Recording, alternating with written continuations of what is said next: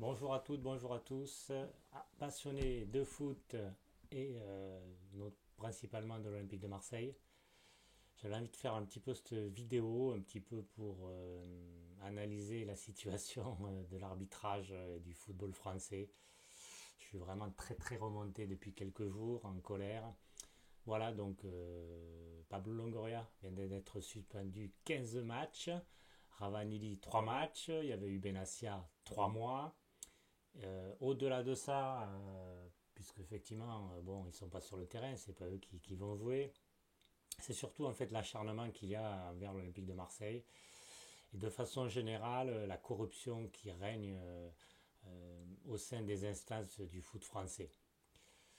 LFP, FFF, DTA, je parle en France, dans l'Europe et dans le monde c'est pareil, mais bon, en tout cas en France, bah, c'est corrompu de chez corrompu. Il y a déjà rien que l'élection de la Ligue, de la Fédération, des nominations aux commissions. Commission de l'éthique, c'est l'ancien président de la, de la Ligue, Frédéric Thériez, ancien avocat de l'entreprise de Cégide, donc de Jean-Michel Aulas. Voilà, Frédéric Thériez, c'est lui qui, on voit ces images, ça passe sur les réseaux sociaux, qui avait dit à Al-Khelaifi, le président du PSG, après un match où Paris, soi-disant, n'avait pas eu les faveurs de l'arbitrage, avait dit excuse-moi pour l'arbitrage. Bon, il ne dit pas ça pour l'Olympique de Marseille. Et donc voilà, donc il est corrompu, qu'il a été pas possible, et on le nomme président de la commission de discipline. La Brune, c'est pareil, il a été réélu en faisant des magouilles, et vu piètre, sa piètre compétence, enfin voilà, en matière de droit télé, on l'a vu, là il y a Dazen, mais avant il y avait Mediapro, etc. etc. Enfin, c'est une catastrophe avec Vincent Labrune, et il est toujours là.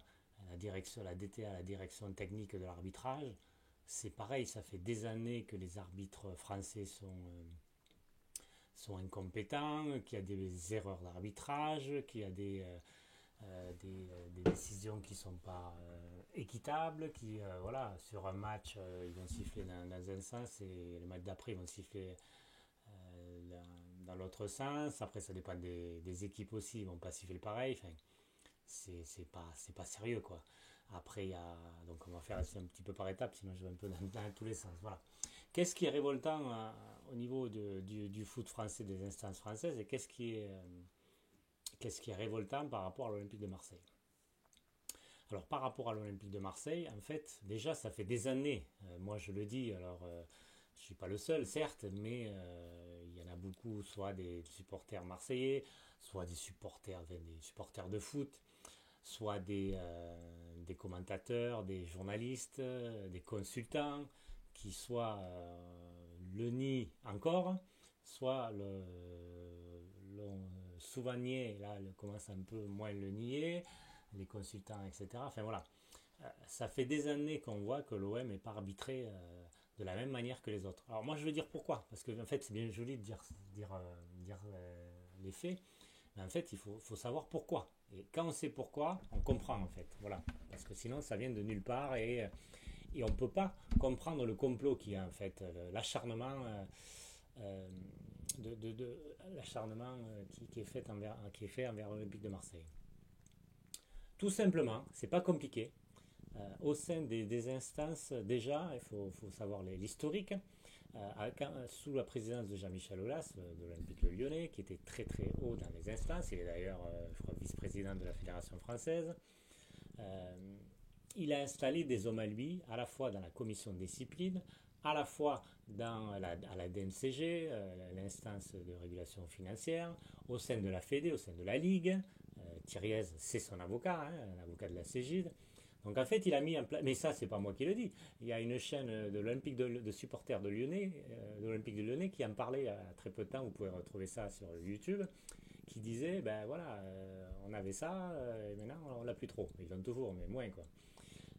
Donc il a mis des hommes en place qui lui a permis de passer tranquillement à la DNCG, passer tranquillement en choisissant les arbitres qu'ils voulaient, qui allaient faire les décisions favorables pour l'Olympique du Lyonnais, et à l'inverse, des arbitres qui étaient un peu moins corruptibles, à ce moment-là, on ne les mettait pas. Ça, c'est de notoriété publique, quoi. Donc ça a été fait ça depuis pendant des années, qui ont permis notamment à Lyon d'enfiler 7 titres affilés. Alors, évidemment, au niveau sportif, il y a eu des très, très grands joueurs, des très grandes équipes, mais enfin, si vous connaissez le football, vous savez que, à part la meilleure équipe au monde, et encore, on voit bien le Real, qui est peut-être la meilleure équipe au monde et qui a quand même des difficultés avec l'arbitrage, un match de foot, c'est toujours serré. Donc, forcément, il y a des matchs où vous êtes vraiment au-dessus et bon, vous-même, vous pouvez passer outre des décisions arbitrales. Et il y a des matchs, c'est plus serré. Soit il y a des poteaux, soit il y a des tirs qui ne rentrent pas, etc. Des faits de match qui ne vous sont pas favorables. Je ne vous parle pas de l'arbitrage. Et du coup, le match est plus difficile. Et forcément, une erreur d'arbitrage peut vous faire tourner le match, quoi. C'est-à-dire, vous n'êtes pas bien, ça ne passe pas, avec là que vous avez un penalty, enfin, vous devriez avoir un penalty. Si vous ne l'avez pas, ben, le match il peut tourner parce que vous n'avez pas marqué. Vous pouvez même faire un très mauvais match et finalement avoir un penalty et gagner un 0. Voilà. Ça arrive tout le temps. Donc, dans un match de foot, c'est très serré. Donc, les décisions arbitrales sont hyper importantes, quoi. Donc, voilà. Donc du coup, des Lyonnais qui ont investi les instances. Il y a ensuite aussi les Parisiens. Il y a beaucoup de. En fait, c'est normal quand les instances sont à Paris. Donc, il y a beaucoup soit de Parisiens ou soit même de provinciaux qui sont devenus parisiens parce qu'ils sont là depuis des années, qui du coup supportent le PSG. Et ça, c'est un peu. C'est quand même très, très bête, mais bon, c'est comme ça.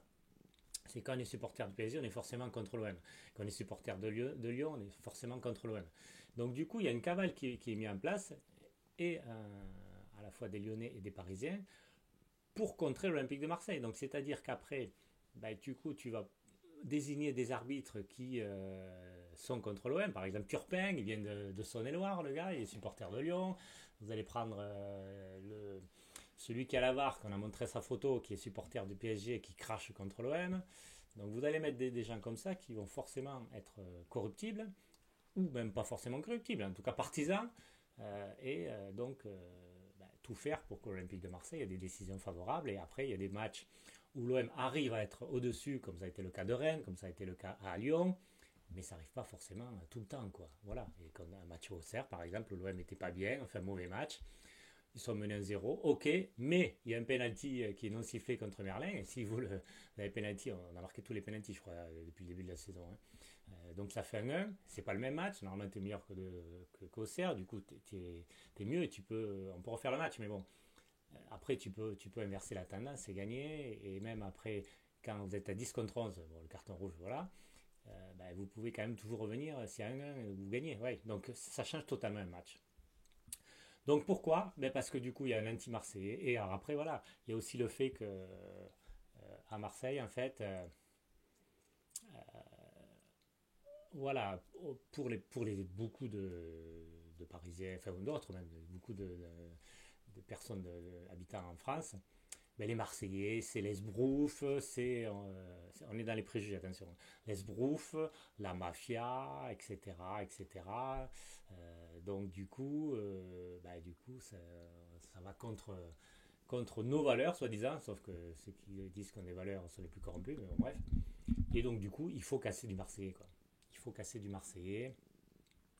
Donc comment faire? Désigner des arbitres qui vont être corruptibles. Au niveau de la commission de discipline, frapper fort quand c'est un Marseillais, mettre plus de matchs de suspension qu'un autre. Voilà, Balerdi, il n'y a rien du tout, tu lui mets un jaune ou un rouge. Alors qu'on a vu que des fois dans des commissions de discipline, ils reviennent sur un jaune ou un rouge qui a été mis à tort, mais jamais sur l'OM. Donc voilà, il y a ce complot qui est là. Donc du coup, et le but c'est quoi? Le but c'est que l'OM soit jamais champion, que l'OM soit pas en Ligue des Champions, que l'OM ne réussisse pas ses résultats. Voilà, tout simplement, que l'OM perde. Donc c'est facile, on y arrive, forcément, on y arrive à force de tous les matchs, c'est plus facile, quoi. Donc voilà, donc après, donc ça fait des années que c'est comme ça. Donc après, c'est compliqué avec Paris, avec le Qatar qui a déjà c'est pas normal, c'est un État qui finance, ça devrait pas être autorisé. Monaco, c'est pareil. Monaco, c'est défiscalisé pour les joueurs étrangers. Et c'est un pays étranger. Mais il ne devrait pas être dans le championnat de France si tu vas par là. Donc déjà, il y a plein de choses qui ne vont pas. Déjà, ça c'est une première chose. Voilà. Euh, donc ça fait des années que c'est comme ça. L'OM notamment, sous Bielsa, était devant, en tête. Il y a eu des matchs face à Lyon, face à Paris. Donc des matchs décisifs, parce que forcément, c'était des adversaires directs, où l'OM s'est fait enfler, on peut revoir les images. Et du coup, ça a faussé le championnat, et du coup, l'OM a fini cinquième. Donc après, on va dire Bielsa s'est écroulé, l'équipe de Bielsa s'est écroulée, parce que c'est vrai que ça demande du rythme. C'est vrai aussi. Mais quand tu gagnes et que tu avances, ben, tu tiens plus facilement et tu peux aller au bout de ces objectifs. Et là, quand on te fait perdre des matchs décisifs, ben, tu t'égringoles et donc le titre a été volé, c'est clair. Donc après, il y a d'autres années où quand l'OM est plus en difficulté, ben, c'est plus compliqué d'avoir des objectifs, mais quand l'OM a une équipe qui est vraiment bien en place, ben, c'est là où on va attaquer encore un peu plus. Donc il y a eu énormément d'erreurs d'arbitrage depuis le début, des arbitres désignés qui sont contre l'OM, Turpin, Le Texier, Stigna, etc. Il y en a plein malheureusement. Et le truc, c'est que là où c'est la provocation, où la corruption est assumée, c'est que Stigna, bah, c'est lui qui a volé l'OM face à Lille, un pénalty non sifflé, qui après, quand Benassia montre le but pour montrer, c'est dans ce but-là qu'il y a eu un pénalty qui n'a pas été sifflé, il y a eu 2 erreurs d'arbitrage, ou une ou deux, bon bref, peu importe. Donc en montrant le doigt de la surface, il dit qu'il a été menacé, et après, il prend 3 mois de suspension, alors que Olivier Létang, le président de Lille, lui, menace carrément l'arbitre, il n'y a que moi. Enfin, dans les décisions, il y a du traitement qui est différent quand c'est l'OM ou pas l'OM. Après, c'est pareil, quand l'OM, un Marseillais fait une main, c'est-à-dire le ballon touche d'abord sa jambe, ou fait plus le genou, bon bref, peu importe. Et après, la main, là, il y a pénalty, alors que la règle, c'est que quand ça touche une autre partie du corps avant la main, il n'y a pas pénalty. Mais par contre, quand c'est un autre adversaire que ça arrive, là, il n'y a pas pénalty. Donc il y a plein de décisions comme ça, ou quand Rowe est lancé en profondeur, ou quand Jodberg est lancé en profondeur, qui se fait valser dans la surface. Là, il n'y a pas pénalty, ça arrive dans d'autres situations, là, il n'y a pas pénalty, etc., etc. Il y a de multiples exemples. Donc c'est clair, c'est assumé. Et là, quand c'est Stigna qui fait l'erreur et qu'on le renomme 2 matchs après pour un match de l'OM, bah, là, c'est une provocation, quoi. C'est une provocation, c'est assumé. C'est dire, il y a la corruption, voilà, on vous la montre, clac, on vous met un homme qui va vous enfler. On vous met Turpin qui vous a enflé 10 fois. On vous met le Texé qui vous a volé 10 fois. Donc là, c'est assumé, quoi. C'est plus caché. C'est ça qui est énorme aussi, c'est que la corruption est maintenant affichée, assumée. LFP, donc, ben, corrompu, c'est le Textor, le président de Lyon, qui en parle avec Al Khelaifi, qui conflit d'intérêt avec les droits télé. Il est président de Beansport et président du PSG et il fait tout. Le dernier appel d'offres des droits télé, ben, il a poussé pour que Beansport ait les droits et il n'y a que lui qui décide. Donc il est partout au niveau des instances, etc. C'est lui qui décide avec la Brune, qui sont tout. Les présidents, à part celui de Lens, qui gueule un peu, les autres, ils sont à la botte. Le CVC, le commercial de la Ligue, les droits commerciaux de la Ligue, ben, Paris a pris un max et les autres ont pris beaucoup moins, ce qui n'est pas logique non plus. Enfin voilà, tout ça est vraiment corrompu. La fédération française, avec des matchs de suspension qui ne sont pas les mêmes en Coupe de France qu'en Ligue, la direction technique d'arbitrage, où ils l'ont même dit, il y a même c'est des textes que j'ai vus sur les réseaux sociaux des arbitres qui disent qu'en fait, ils ne vont pas déjuger l'arbitre principal quand ils sont à la VAR. C'est-à-dire qu'ils voient qu'il y a une erreur de l'arbitre, mais on ne va pas dire parce que l'arbitre a décidé tel quel. Alors si lui en plus est corrompu et qu'il va faire contre l'OM par exemple, ben, on ne va pas assumer. Ou inversement, par contre, quand il y a le gars qui est supporter de Paris à la VAR, lui il va changer, la décision, quoi. Donc c'est vraiment insupportable cette corruption. Donc voilà, et donc du coup, l'OM qui prend des matchs de suspension attire l'arigot au niveau des joueurs, au niveau des dirigeants, qui se fait enfler, etc., etc. Enfin, ça fait beaucoup, quoi. C'est vraiment insupportable, quoi. Donc après, moi, quand j'entends dire des commentaires, l'OM peut concurrencer le PSG, moi je sais depuis des années que c'est pas possible. Tant qu'il y aura le Qatar qui sera en Ligue 1, l'OM ne sera jamais champion. Quand il y aura toujours les Lyonnais, les Parisiens qui seront dans les instances, l'OM ne sera jamais champion et aura du mal à être en Ligue des Champions, puisqu'à chaque fois, on va tout faire pour nous infler des points. C'était le cas d'ailleurs, c'était il y a 2 ans, je crois, où l'OM finit au barrage. Il y a eu des matchs où on s'est fait infler, et du coup, ben, forcément, après, tu perds des points et tu te retrouves barragiste, alors que c'est pas pareil d'être barragiste et qualifié directement pour la Ligue des Champions. Donc, alors que faire? Voilà les solutions que faire. Moi, je pensais qu'effectivement, aller voir le ministre des Sports, ça pouvait faire quelque chose, même si je sais que les ministres sont corrompus. On va pas parler de politique, mais c'est pareil que dans le football. Longoria est allé voir le ministre, il n'y a rien qui se passe. Donc, des actions en justice. Quelles actions en justice? Ça, j'aimerais devoir voir avec des juristes qu'est-ce qui est possible de faire. Et après, sortir du terrain. Moi, j'avais pensé, j'avais dit ça, quand il y a une erreur d'arbitrage, tu sors du terrain, comme avait fait Milan contre nous en 91. Bon, ça n'a pas ça n'a pas été efficace non plus, mais bon, là, on va se faire encore bannir. On va prendre match par forfait, etc. Forfait sur tapis vert. Donc, il n'y a pas de solution. Pour moi, il n'y a plus qu'une seule solution. Je n'en vois plus qu'une. À part être aux manettes des instances, mais ça ne sera jamais parce qu'il te faut faire de la place. Même Longoria est au niveau des instances, mais il ne dirige pas. Donc, en fait, ça ne sert à rien. Donc, il n'y a qu'une seule solution, c'est quitter la Ligue 1. Je n'en vois pas d'autre. Je n'en vois pas d'autre, les gars. Quitter la Ligue 1 et demander son affiliation au Calcio ou à la Liga. Alors, je dis pas que là-bas c'est pas corrompu, hein. C'est corrompu aussi. Mais là c'est plus possible, quoi. Là, on doit faire quelque chose. Voilà les amis, alors cette vidéo c'est plus mon ressenti, mon analyse, hein. Ça va pas faire changer les choses malheureusement, hein. C'est pas moi qui décide. En tout cas, je voulais faire cette vidéo pour vous dire ce que je pense de tout ça. Et moi honnêtement, je suis vraiment dégoûté par le football de plus en plus. Alors je regarde un petit peu toujours l'OM évidemment, mais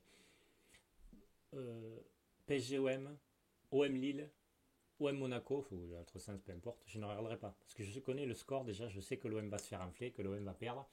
Alors, tu peux perdre en passant à côté où l'adversaire est supérieur, ça peut arriver. Surtout quand c'est des équipes qui sont très proches. Mais quand tu fais des bons matchs et que hop, la décision fait basculer dans un sens, ça a été le cas énormément de fois face à Paris, Lyon ou Lille.